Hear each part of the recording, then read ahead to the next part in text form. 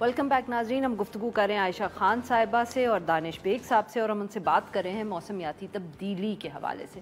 عائشہ صاحبہ، آبویسلی مسئلہ ہے، سب کو نظر آ رہا ہے، چاہے یورپ ہو چاہے پاکستان ہو، بٹ اب تو لگ رہا ہے کہ جیسے ہمیں بھی بہت احساس ہے اس کا، in terms of the fact کہ نہ صرف ہمارے اب فائنانس منسٹر نے اس کا ذکر کیا، کلائمیٹ چینج کے منسٹر ہیں، منسٹر آف اسٹیٹ ہیں ہمارے پاس کلائمیٹ چینج کی، اس کے بعد فائنانس منسٹر نے اپنی بجٹ کی اسپیچ میں ذکر کیا، آئی ایم ایف نے بھی فنڈز دیے ہیں. تو وہ اب انہی چیزوں کے لیے استعمال ہوں گے جو آپ شکایت کر رہی ہیں، چاہے ارلی وارننگ سسٹم ہو یا ان پلانڈ ڈیولپمنٹ ہو. Is this what we are going to now address because we now have the funds? I have no idea کہ فنڈز کا استعمال کس طرح ہوگا. جس چیز کے لیے وہ ملتے ہیں کیا وہ اسی کے لیے استعمال ہوں گے، ان لوگوں تک پہنچیں گے جن کو اس کی ضرورت ہے. میں آپ کو صرف اتنا بتا سکتی ہوں کہ پاسٹ ایکسپیرینس ہمارا کیا رہا ہے اس طرح کے فنڈز کے ساتھ.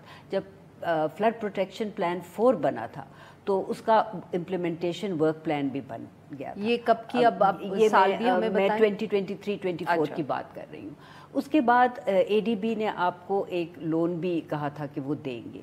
194 بلین کا فرسٹ فیز میں ہم نے خرچہ کرنا تھا. اس کے لیے کنڈیشن یہ تھی کہ 20% گورنمنٹ آف پاکستان دے گی، باقی ہمیں ڈونر ایجنسی سے ملے گا. تو پاکستان نے اپنے بجٹ میں 2 بلین ایلوکیٹ بھی کر دیا تھا، لیکن جو 80% ہمیں ملنا تھا وہ ہمیں نہیں ملا باہر کی دنیا سے. جو اے ڈی بی نے ہمیں دینا تھا یا باہر کی دنیا سے ہم نے لینا تھا. اے ڈی بی نے ہمیں 500 ملین دیا تھا، لیکن اس کے ساتھ کنڈیشنلٹیز تھی. اس میں کنڈیشنلٹیز یہ تھی کہ آپ اس کو سی سی آئی سے اپروو کرائیں گے، آپ انسٹیٹیوشنل ریفارمز لائیں گے، آپ ایک ایکٹ پاس کریں گے جو کیبنٹ اور پارلیمنٹ سے بھی اپروو ہوگا. تو وہ تمام چیزیں نہیں ہوئیں، لیکن وہ 500 ملین جو تھا وہ پھر دوسری چیزوں کے لیے ڈیفیسٹ فائنینسنگ وغیرہ کے لیے استعمال ہو گیا. لیکن اگر ہم دیکھیں کہ کلائمیٹ چینج کی ہم جب اتنی بات کرتے ہیں تو اس سال منسٹری آف کلائمیٹ چینج کا بجٹ کیا تھا؟ بہت کم تھا. اگر ہم دیکھیں کہ جو ڈیوالوڈ منسٹریز ہیں ان کی کیپیسٹیز کیا ہیں، نیشنل ڈیزاسٹر مینجمنٹ فنڈ ہے وہ ایک فیڈرل باڈی ہے، لیکن اصلی کام اگر پی ڈی ایم ایس نے کرنا ہے تو میں عموماً بات کرتی ہوں جی بی ڈی ایم اے کی، کیونکہ میرا کام ماؤنٹین کمیونٹیز کے ساتھ ہی زیادہ ہوتا ہے. تو میری لیوڈ ایکسپیرینس جو ہے میں اس کی بیسس پہ یہ کہہ سکتی ہوں کہ ان کے پاس کوئی فنڈنگ نہیں ہے، ان کے پاس کوئی اکوپمنٹ نہیں ہے، ان کے پاس پراپر ہیومن ریسورس نہیں ہے، ان کے پاس ارلی وارننگ سسٹمز نہیں ہیں. اس وقت وہ پتہ نہیں 2 ڈسٹرکٹس کو 2 ایکسکیویٹرز کے ساتھ مینیج کر رہے ہیں. تو جب اس طرح کے آن گراؤنڈ حالات ہوں گے تو پھر اس کو ہم مینیج نہیں کر سکتے، اور ہمیں مینجمنٹ سے ہٹ کے رسک ریڈکشن کی طرف جانا ہے. کیونکہ جب ایک دفعہ ڈیزاسٹر ہو گیا تو جو آپ کا ایکولوجیکل ڈیمیج ہو گیا، جو ایسٹس لوگوں کے ختم ہو گئے، وہ تو آپ واپس نہیں لا سکتے. ریہیبلیٹیشن پہ پھر آپ لاس اینڈ ڈیمیج کی طرف چلے جاتے ہیں کہ آپ کو اور بھی زیادہ پیسہ چاہیے.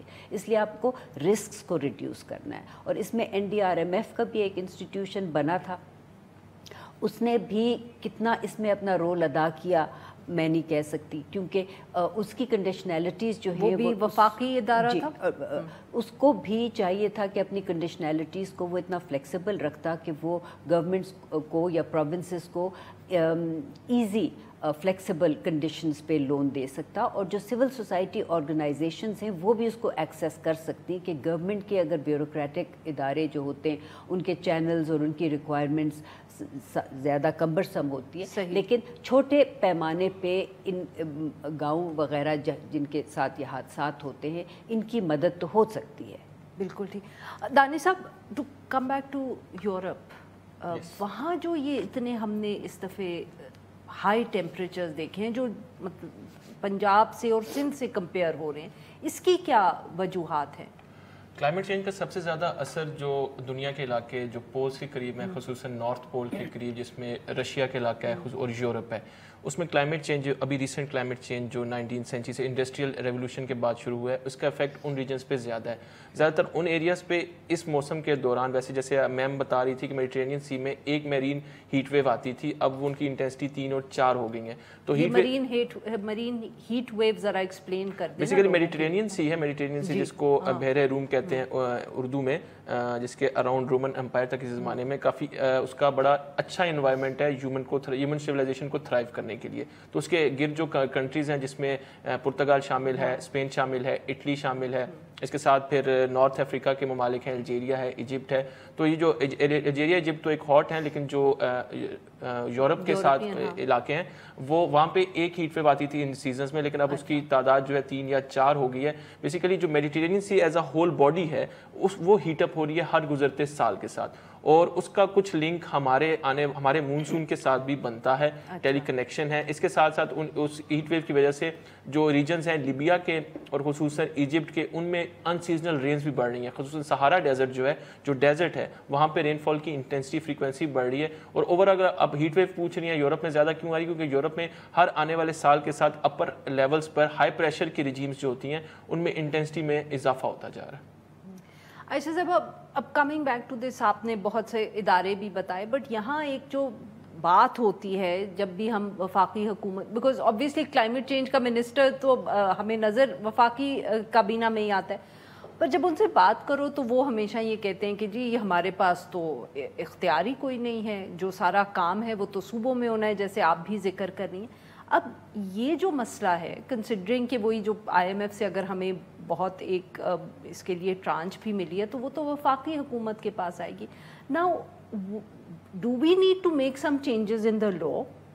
اب کرنا کیا ہے تاکہ یہ جو ایک ایٹ لیسٹ کنفیوژن ہے نا کہ یہ کام صوبائی حکومتوں نے کرنا ہے, وفاقی حکومت نے کرنا ہے, پیسے وفاقی حکومت کے پاس آ رہے ہیں تو پھر صوبائی حکومتیں کام کیوں کریں؟ I mean how are we going to get around this problem? دیکھیے اس میں کنفیوژن تو کوئی نہیں ہے, کیونکہ ڈیولوشن کے بعد جو امپلیمنٹیشن رسپانسبلٹی ہے وہ اب صوبوں کی ہے.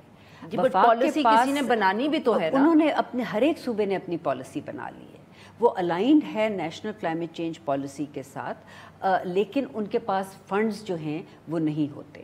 تو ایک وفاقی حکومت کے پاس فنڈز نہیں ہوتے, دونوں کے پاس نہیں ہوتے. اچھا, دونوں کے پاس, کیونکہ وفاق کے پاس تو ہوں گے تو وہ کیا کرے گا؟ اسلام آباد کیپٹل ٹیریٹری کے اندر رہ کے تو وہ کلائمیٹ چینج کے اوپر کوئی اقدام خاص نہیں لے سکتے. کام تو صوبوں پہ ہونا ہے. ساری ڈیوالوڈ منسٹریز جو ہیں, آپ واٹر لے لیں, فوڈ لے لیں, انرجی لے لیں, ایگریکلچر لے لیں, تو یہ سب تو صوبوں نے کام کرنا ہے. تو صوبوں کے ساتھ اب یہ جو ایک انسٹیٹیوشنل میکنزم ہے آف امپرووڈ کوآرڈینیشن, اور اس کا نام بھی میرا خیال ہے شہری رحمان نے اس لیے بدلا تھا کہ ministry of climate change and environmental coordination, کیونکہ جب تک کہ کوآرڈینیشن میکنزم کو آپ انسٹیٹیوشنلائز نہیں کریں گے کہ آپ لوگ مل کے کس طرح کام کریں گے, تو کام تو آگے نہیں بڑھ سکتا.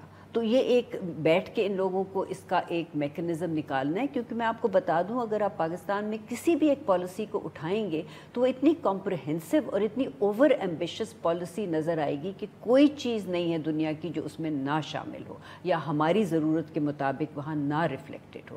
تو امپلیمنٹیشن کے بعد انفورسمنٹ جو ہے ہمارا مسئلہ وہاں آ جاتا ہے. آپ کچھ کہنا چاہ رہے ہیں؟ میم جیسے بات کر رہی ہیں تو گورنمنٹ اپنے لحاظ سے کام کر رہی ہے, انسٹیٹیوشنز کام کر رہے ہیں, لیکن میرا جو خیال ایک ہے کہ ہم جیسے ویدر والے ہیں, پرائیویٹ سیکٹر ہے, اس کو بھی سنکنگ ہونا چاہیے.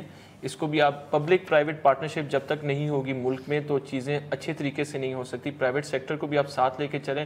گورنمنٹ کا مینڈیٹ ہے, جیسے ابھی ہم PDMA کے ساتھ کام کر رہے ہیں, سندھ کے ڈسٹرکٹ میں PMD کے ساتھ بھی کام کر رہے ہیں, NDMA کے ساتھ بھی. تو اس چیز کو اور ہمیں بڑھوتری دینی چاہیے, اور اس میں مطلب تاکہ اس میں پرائیویٹ سیکٹر جب تک نہیں آئے گا میرے خیال سے اس میں انوویشن نہیں آ سکے اس کام میں.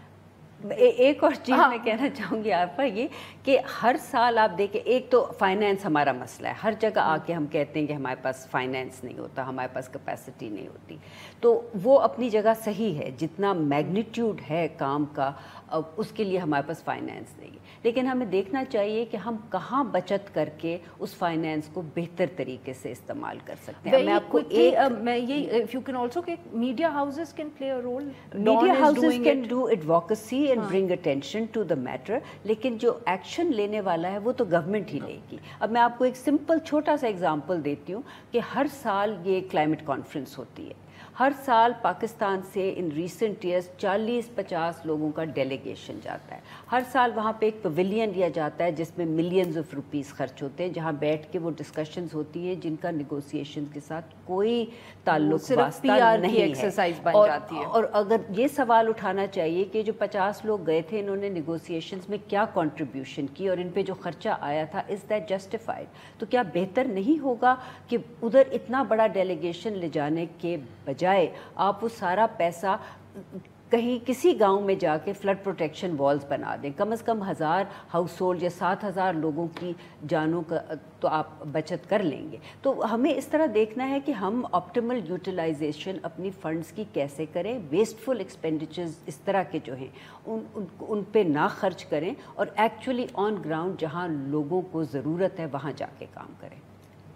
15 सेकेंड्स वेरी क्विकली अगर आप कुछ ऐड करना चाहते हैं। जैसे मैम कह रही है हमारे पास जो फाइनेंस है उसकी कमी है, तो बेहतर यही है उन जगहों में पैसे लगाएं जहाँ पे आउटपुट ज़्यादा है। मेरे ख्याल में जो अर्ली वार्निंग सिस्टम्स हैं उन पे पैसे ज़्यादा लगाने की ज़रूरत है, क्योंकि अर्ली वार्निंग जितनी मजबूत होंगी इतनी हम प्रिवेंशन कर सकते हैं और इतना मिटिगेशन में भी हेल्प कर सकते हैं। बहुत बहुत शुक्रिया हमारे दो मेहमानों का, उन्होंने हमारे लिए वक्त निकाला। आज के लिए बस इतना ही। We'll be back on Monday now.